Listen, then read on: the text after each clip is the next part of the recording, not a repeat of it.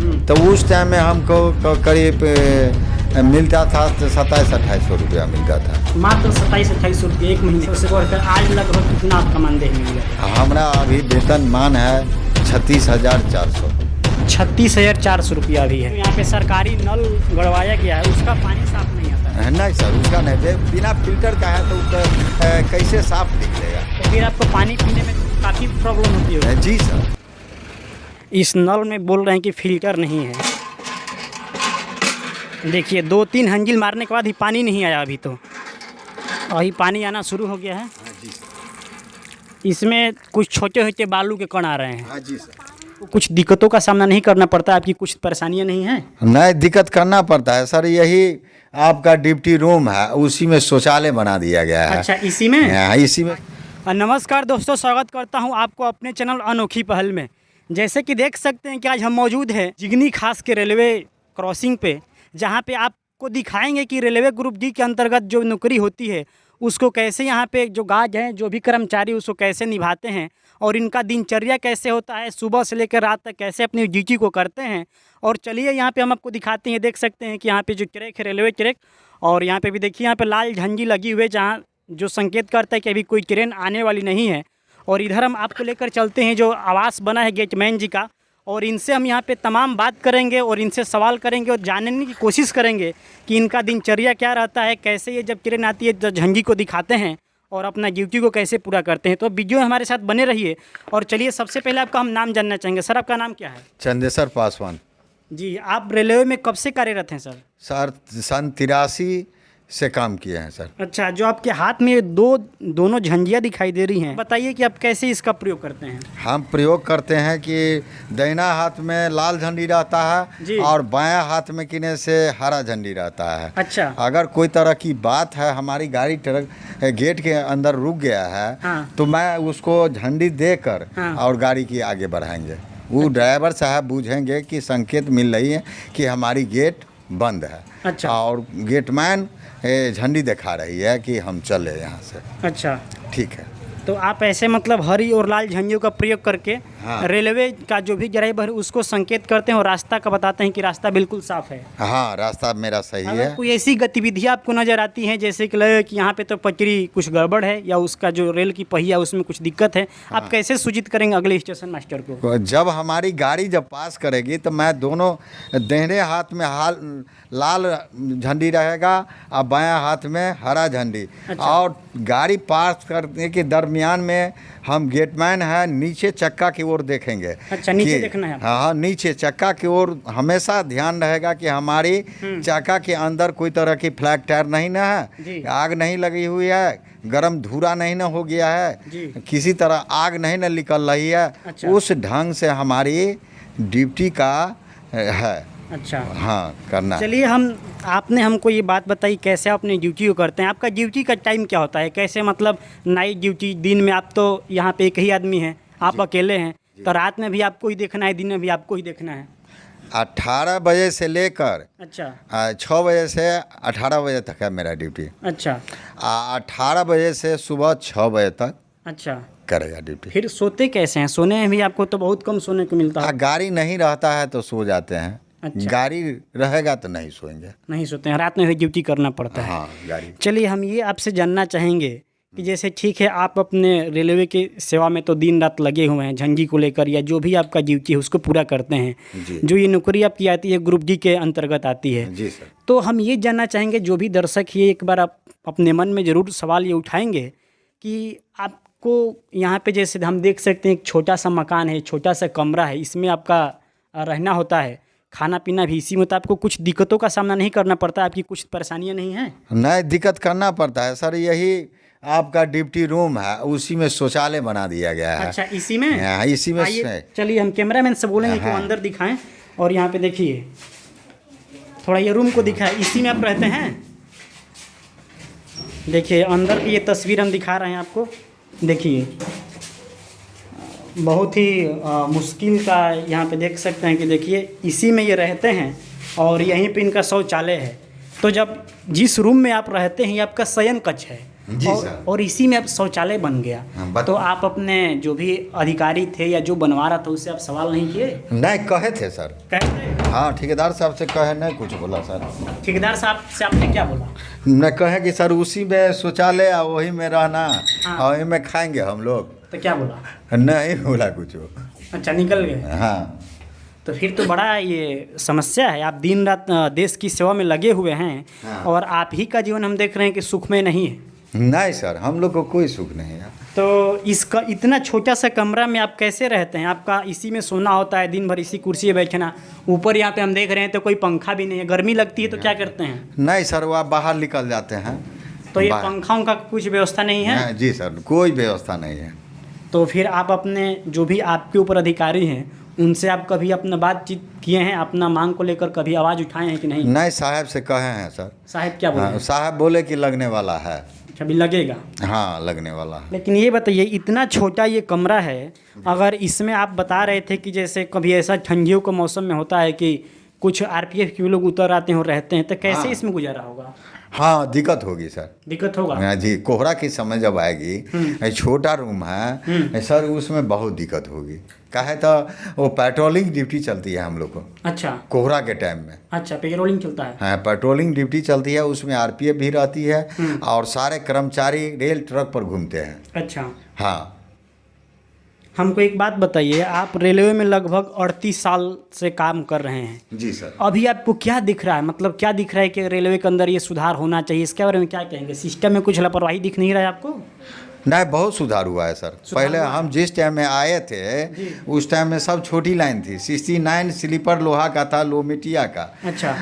और रामविलास जी जब rail minister हुए तो उन्हीं का देन है कि सारा चीज़ बना है। अच्छा, रामविलास पासवान जी। हाँ, पासवान जी जब रेल मिनिस्टर थे तो सब उन्हीं का देन है कि बना है। इस पत्थर का स्लीपर लगाया, एक NER बंडी मिलता था। अच्छा। अथी हाफ पैंट। और एक गंजी मिलती थी। अच्छा। गंजी मिलती थी, उसमें लिखा रहता था का NER। अच्छा। हाँ, उस रामविलास जी जब आए तो रेल ट्रक बनारस कैंट में भाषण भी किए थे। अच्छा। भाषण किए कि जो काम करने वाला व्यक्ति है उसकी रेल आज तक कोई अधिकार नहीं दिया। अच्छा। जबकि पानी बरसे हाँ। और ठंडा रहे, रात में भी रेल ट्रक पर घूमता रहता है गैंगमैन। अच्छा। ट्रकमैन जो कहा जाता है, ग्रुप डी को हाँ। ट्रकमैन कहा जाता है। अच्छा। उनकी शुभ सुविधा कबो नहीं दिया गया। कभी नहीं।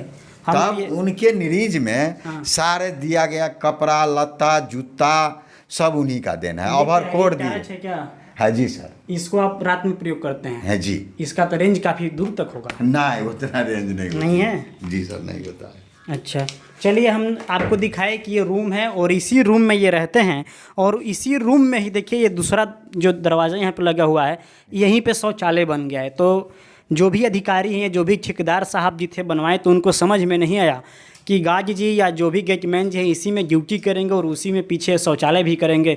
चूँकि यहाँ पे हम बाहर दिखाएंगे तो ज़मीन काफ़ी पर्याप्त है, लेकिन आखिर ऐसा लापरवाही क्यों बढ़ता जा रहा है?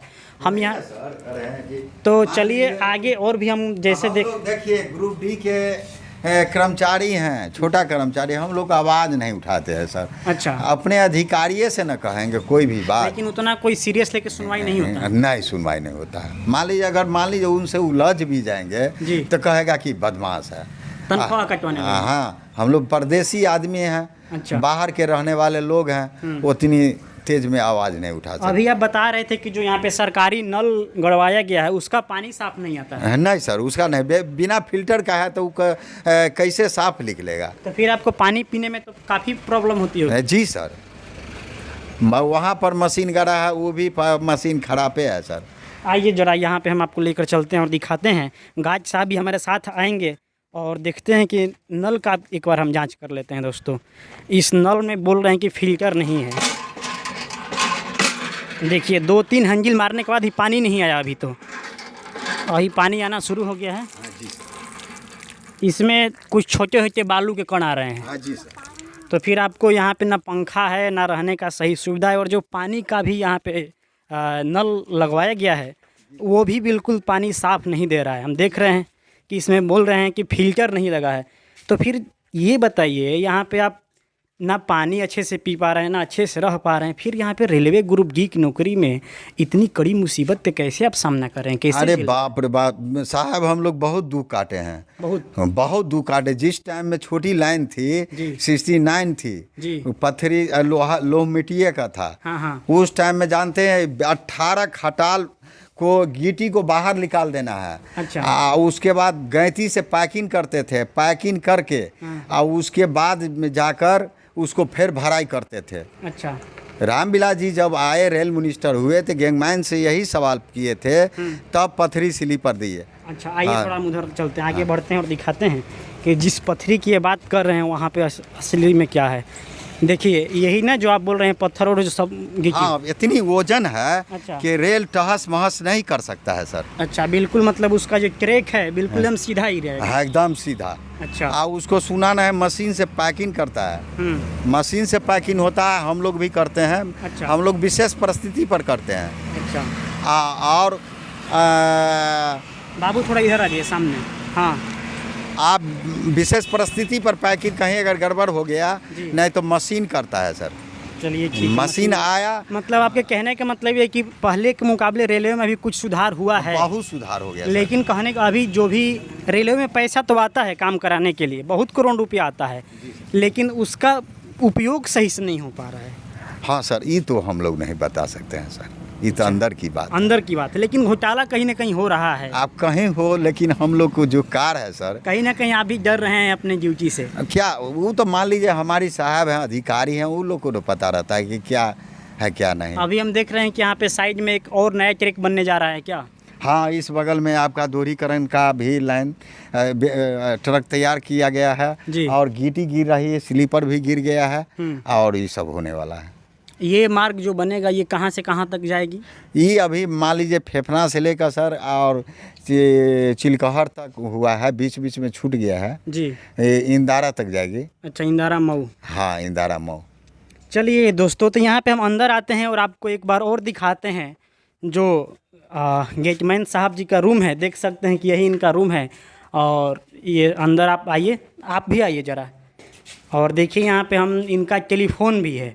आप कैसे अपने जो भी स्टेशन मास्टर उनको कैसे खबर करते हैं? जैसे गाड़ी की सूचना होगी जी, गाड़ी की बलिया से चलता है, इधर से जी, बलिया से अगर चलेगी तो यहाँ रिंग हो जाएगी और नंबर है, प्राइवेट नंबर है सर। अच्छा, ये नंबर है? हाँ, ये नंबर स्टेशन मास्टर को देंगे हम। अच्छा। और स्टेशन मास्टर हमको नंबर देगा। अच्छा। जो कि हमने अपना रजिस्टर में हमने मेंटेन करते हैं। अच्छा, ये रजिस्टर के लिए आप मेंटेन करते हैं? हाँ। और फिर आपको नंबर डायल करना होता है? नंबर डायल करना होता है, उसके बाद में जाकर फेफना से जब चलेगी तो मैं रेल गेट बंद कर देंगे। अच्छा, फेफना से गेट बंद कर देंगे? हाँ, कहेगा कि आपके पास वायरलेस वाला नहीं है? नहीं, ये सब नहीं है, बाकी अच्छा, क्या लगता है कि जैसे इसी से बात करते हैं सर? इसी से बात करते हैं? हाँ। अभी तो इसको उठाएंगे तो कोई दिक्कत नहीं है ना, कोनो दिक्कत नहीं। देखिए दोस्तों, इसी से ये बात करते हैं और इसी से इधर से अपने स्टेशन मास्टर को फ़ोन लगाकर सूचना भी देते हैं। हाँ सर, एक बात हम बोलिए, क्या बोल रहे हैं? कह रहे हैं कि हमारी गेट पार्क जब कर जाती है तो मैं स्टेशन मास्टर के अवगत करा देता हूँ कि सर मेरा गेट पार कर गया 3C, और तो बुझ जाता है कि गेट पार कर गया है। एक हमको बात बताइए, जैसे कि हम देख सकते हैं कि आज आधुनिक भारत की हम बात करते हैं, नई नई टेक्नोलॉजी आ गई है, साइंस इतना डेवलप कर गया है कि पहले लोग स्टेशन पे आते थे तो ट्रेन अगर 9 बजे तो 7 बजे से आकर इंतज़ार करते थे, लेकिन आज टेक्नोलॉजी की ऐसी विकास हो गई है, ऐसी मशीनें आ गई हैं, कंप्यूटर आ गया है कि ट्रेन कहाँ है उसका लाइव लोकेशन हम देख लेते हैं। तो ऐसे में हम देख रहे हैं कहीं भी टेलीफोन आपके सामने है। क्या लगता है यहाँ पे सरकार को आपके लिए भी कोई ऐसा डिजिटल मशीन लगाना चाहिए जिससे कि आप लाइव लोकेशन देख पाए ट्रेन का, तुरंत उसका ऑब्जेक्ट ले पाएँ? अभी मतलब देख रहे हैं कि यहाँ पे कुछ पुराना सिस्टम ही दिख रहा है। हाँ, ये सब तो मान लीजिए हम लोग को सुविधा नहीं है। सुविधा नहीं है जी, लेकिन अगर होता तो और आपका काम आसान हो जाता। हाँ, हो जाता तो मान लीजिए आसान होता। अच्छा। हाँ। और 38 साल आपके हो गए हैं रेलवे में? हाँ सर। आप कब रिटायर होने वाले हैं?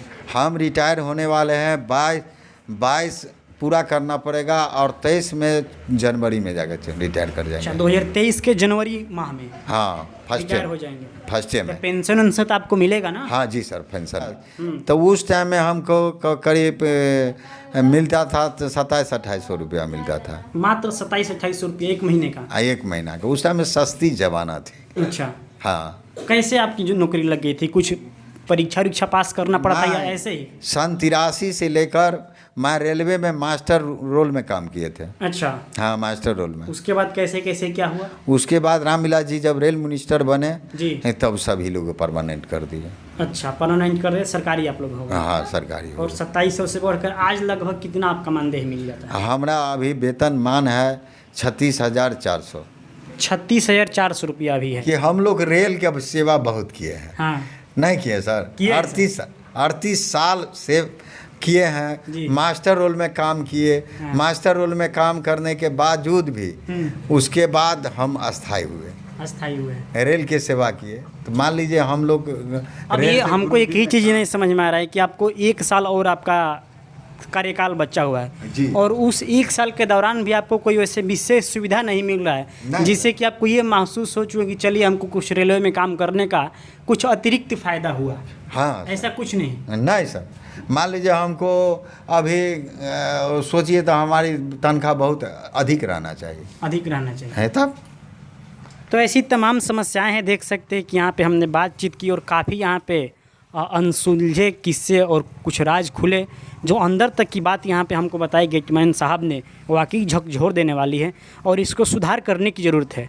और आखिर हम जब आवाज़ नहीं उठाएंगे तो कौन आवाज़ उठाएगा? हमको खुलकर सामने आना पड़ेगा, अपनी बात को रखना पड़ेगा, है ना गाजी साहब? नहीं सर, सही बात है। तो चलिए, आपको ही बहुत बहुत धन्यवाद, शुक्रिया कि आप हमसे बातचीत किए। धन्यवाद।